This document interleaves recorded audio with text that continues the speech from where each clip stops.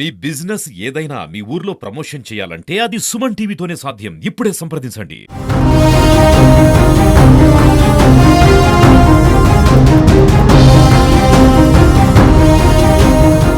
తమిళనాడు రాష్ట్రంలో ఎన్నడూ చూడని విధంగా ఒక దారుణమైనటువంటి ఘటన చోటు చేసుకుంది.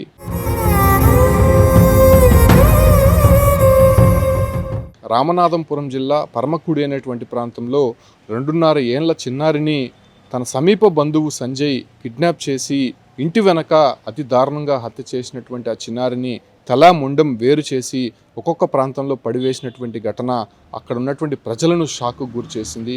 ఏదైతే రాజా దేశాయ్ అనేటువంటి దంపతులకు 2.5 ఏండ్ల లెమోరి అనేటువంటి చిన్నారి ఉంది. అల్లారి ముద్దుగా పెంచుకున్నటువంటి ఆ చిన్నారిని సమీప బంధువు అయినటువంటి సంజయ్ తరచూ ఆడుకుంటూ ఉండేవాడు. అయితే సంజయ్కి బైపోలార్ డిసార్డర్ అనేటువంటి ఒక వ్యాధి కూడా ఉన్నట్టయితే బంధువులు చెప్తున్నారు. సో ఈ రకంగా దానికి చికిత్స తీసుకుంటూనే సంజయ్ ఇంటి వద్దే ఉంటున్నటువంటి పరిస్థితి. తరచూ కొంతమందిని ఇబ్బంది పెడుతూ తన మానసిక స్థితి బాగాలేకపోవడంతో ఏదైతే కుటుంబ సభ్యులు కూడా అతన్ని అత్యంత జాగ్రత్తగా చూసుకుంటూ ఉన్నారు. అయితే నిన్న సాయంత్రం పాప ఇంటి బయట ఆడుకుంటున్నటువంటి సమయంలో సంజయ్ ఆ పాపని కిడ్నాప్ చేసి ఏదైతే ఇంటి వెనక ఒక నిర్మానుష్యమైనటువంటి ప్రాంతంలో అతి దారుణంగా హత్య చేసి తల ముండాన్ని వేరు చేశాడు.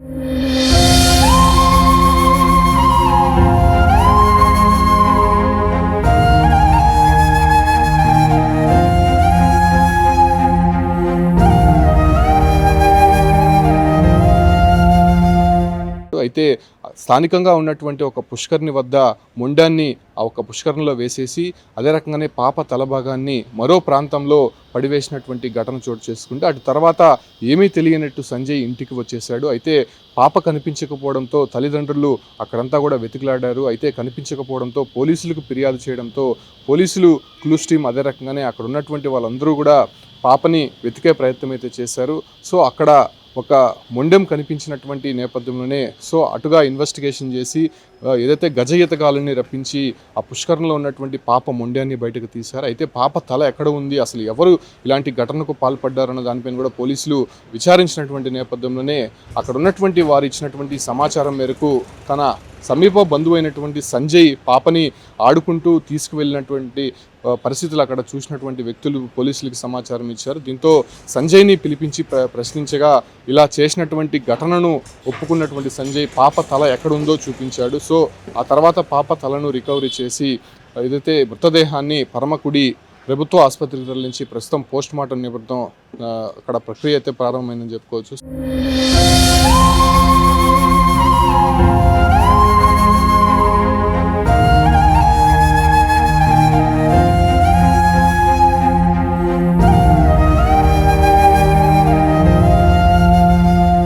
సో ఇంత దారుణంగా హత్య చేసినటువంటి మానసిక స్థితి బాగలేనటువంటి సంజయ్ను ఎందుకు అలా చిన్నారి వద్దగా ఉంచారు? అదే రకంగానే అనేక సందర్భాల్లో ఇతనికి మానసిక స్థితి బాగాలేనప్పటికీ ఎందుకు కుటుంబ సభ్యులు అజాగ్రత్తగా ఉంటున్నారు?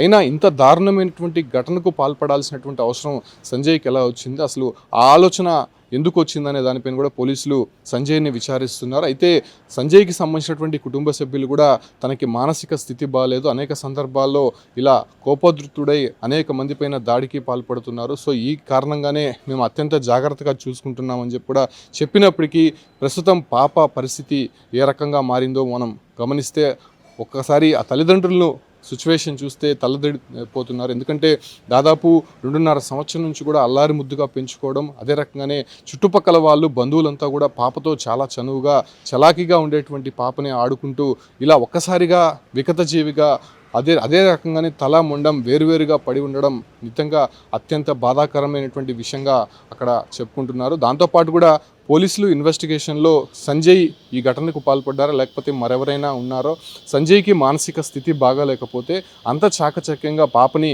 కిడ్నాప్ చేసి వెనక వైపు తీసుకొని వెళ్ళి ఒక నిర్మానుష్యమైనటువంటి ప్రాంతంలో తల ముండాన్ని వేరు చేసి హత్య చేసినటువంటి ఘటన ఎందుకు అతను చేశాడు, దాంతోపాటు కూడా ఒక్కొక్క ప్రాంతంలో ఎందుకు పడివేశారు అనేటువంటి దానిపైన కూడా లోతైనటువంటి పోలీసులు దర్యాప్తు చేస్తున్నారు. దాంతోపాటు కూడా ప్రస్తుతం సంజయ్కి ఉన్నటువంటి డిసీజెస్ అదే రకంగానే డాక్టర్లు ఇచ్చేటువంటి ట్రీట్మెంట్ ఆధారంగా కూడా అటు వైద్యులను కూడా కొంత పోలీసులు విచారిస్తున్నారు. అసలు ఆయన మానసిక స్థితి ఎలా ఉంది, నిజంగానే అతను మానసిక స్థితి బాగలేదా, లేకపోతే అనేక సందర్భాల్లో జరుగుతున్నటువంటి హత్యల నేపథ్యంలోనే ఆ రకంగా కోపోద్రిక్తుడై లేదని ఏదైనా కక్ష పెంచుకొని ఇలాంటి ఘటనకు పాల్పడ్డాడన్న దానిపైన కూడా పోలీసులు విచారిస్తున్నారు. ప్రస్తుతం దారుణమైనటువంటి ఘటన చోటు చేసుకుంది కాబట్టి ఆ ప్రాంత ప్రజలు కావచ్చు, అంటే తల్లిదండ్రులంతా కూడా కుమిలిపోతున్నటువంటి నేపథ్యంలోనే ప్రస్తుతం సంజయ్ పైన ఎలాంటి యాక్షన్ తీసుకోబోతున్నారు, సంజయ్ మానసిక స్థితి పైన వైద్యులు ఎలాంటి రిపోర్ట్ ఇవ్వబోతున్నారు, పోలీసులు ఎలా ఇన్వెస్టిగేషన్ చేయబోతున్నారో ప్రస్తుతం చూడాల్సి ఉంది. ఈ ఘటన తమిళనాడు వ్యాప్తంగా కూడా కొంత షాక్కు గురి చేసినటువంటి నేపథ్యంలోనే ఈ కేసును ఛాలెంజ్గా తీసుకున్నటువంటి పోలీసులు దశగా దర్యాప్తు వేగవంతం చేసినటువంటి పరిస్థితి అక్కడ కనిపిస్తుంది.